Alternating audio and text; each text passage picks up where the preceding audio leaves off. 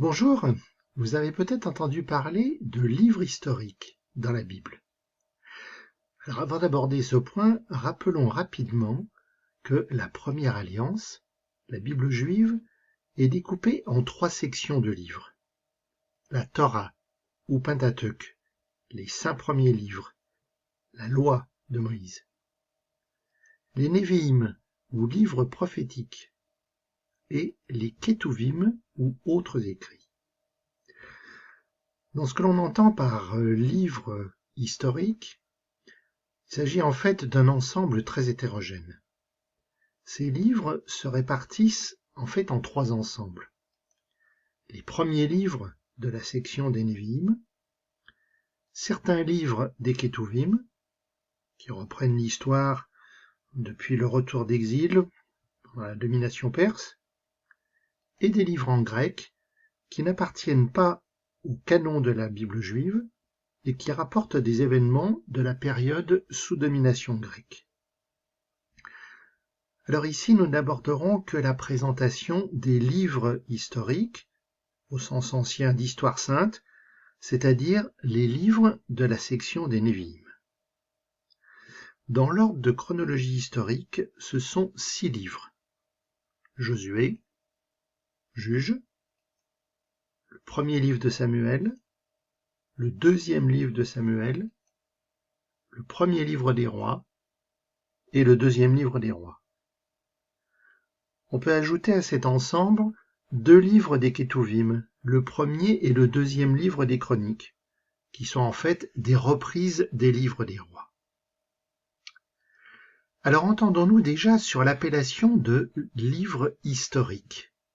En aucun cas, il ne s'agit de manuels d'histoire avec un grand H. Les rédacteurs de la Bible ne sont pas des historiens, au sens où nous l'entendons aujourd'hui. Ensuite, ces textes ont été fixés par écrit bien après les événements qu'ils racontent. L'ensemble des livres balaye une épopée nationale qui s'étale en gros du XIIIe au IXe siècle avant Jésus-Christ, mais les livres ont été fixés lors de l'exil à Babylone ou au retour d'exil du 7e au 6e siècle avant Jésus-Christ. Enfin, les travaux archéologiques les plus récents démentent en grande partie les événements racontés. Alors dans ces conditions, pourquoi maintenir ces livres dans nos Bibles? Et surtout, pourquoi les livres aujourd'hui? Alors en premier lieu, parce que ce sont des livres théologiques, comme d'ailleurs tous les livres de la Bible.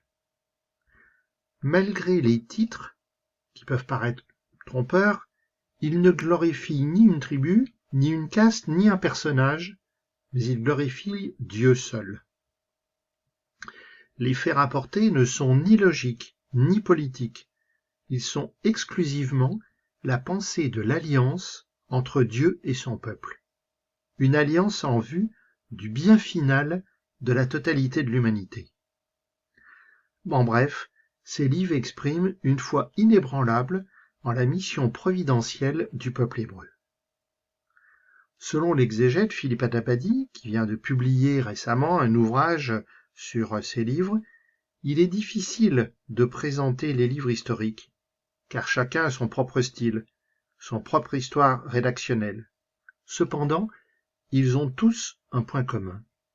Sous forme d'une longue narration, ils présentent au lecteur l'histoire des Hébreux, de la conquête de la terre par Josué à la chute de Jérusalem quelques 7 siècles plus tard.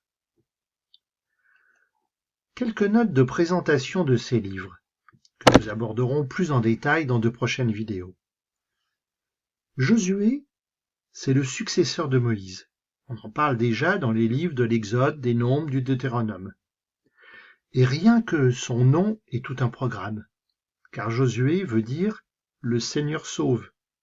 Ça vous dit quelque chose? Eh bien oui, parce que dans les livres de la Nouvelle Alliance, ce nom deviendra Jésus. Le livre de Josué relate l'entrée du peuple d'Israël en terre promise. Passage le plus connu, la chute de Jéricho. Puis les récits de conquête amènent à la répartition du territoire entre les 12 tribus. À la fin du livre, juste avant de mourir, Josué invite le peuple d'Israël à rester fidèle à l'alliance avec Dieu. Le livre des Juges relate 7 cycles similaires. Malgré sa promesse, Israël se détourne de Dieu. Des ennemis en profitent pour opprimer le peuple. Israël appelle à l'aide. Dieu répond en suscitant un libérateur, un juge, non dans le sens de justice, mais dans le sens de guide, de commandeur. 12 juges sont mentionnés dans le livre, dont les plus célèbres sont Gédéon, Déborah, et oui, il peut y avoir des femmes juges, et Samson. Les 2 livres de Samuel n'en faisaient qu'un seul à l'origine. Samuel, dont le nom signifie son nom est Dieu, est à la fois le dernier juge et le premier prophète d'Israël. Le premier livre raconte le début de la royauté, l'onction de Saül d'abord, puis, lorsque Saül se détourne et est rejeté pour ses fautes, l'onction de David, et la guerre quasiment constante entre Saül et David. Le deuxième livre sera l'occasion de parler du règne de David. David qui, malgré ses fautes, va recevoir de Dieu une promesse fort importante, la promesse d'une royauté éternelle de sa descendance. Selon notre lecture chrétienne, c'est la première annonce de la venue du Messie. Les 2 livres des rois étaient aussi un livre unique à l'origine. Au début du premier livre, le fils de David, Salomon, construit le temple à Jérusalem. Mais à la mort de Salomon, le royaume se déchire. C'est la scission. 10 tribus se séparent et forment le royaume du Nord. La tribu de Juda, dont la capitale est Jérusalem, et celle de Benjamin constituent le royaume du Sud. Se succèdent alors dans les livres les notices biographiques des 20 rois du Sud et des 19 rois du Nord. L'idolâtrie ressurgit régulièrement. Les récits sont marqués d'une ritournelle régulière à propos de ces rois. Il fit ce qui est mal aux yeux du Seigneur. Au final, le royaume du Nord est envahi par les Assyriens en 722 et celui du Sud par les Babyloniens en 586. C'est le début de la période de l'exil à Babylone. C'est la fin définitive de la période de royauté. Les 2 livres des Chroniques sont une présentation assez similaire des rois, mais en mettant beaucoup plus l'accent sur l'aspect cultuel. Ce sont des livres beaucoup plus tardifs qui sont destinés à rappeler aux exilés de retour de Babylone que Dieu est toujours fidèle à ses promesses. Alors au final, que retenir? Eh bien déjà, que les livres historiques constituent bien une lecture théologique. Ensuite, que tout au long de cette histoire, les rois et le peuple montrent régulièrement leur infidélité au Seigneur. Mais par contre, Dieu, lui, est toujours fidèle à sa promesse.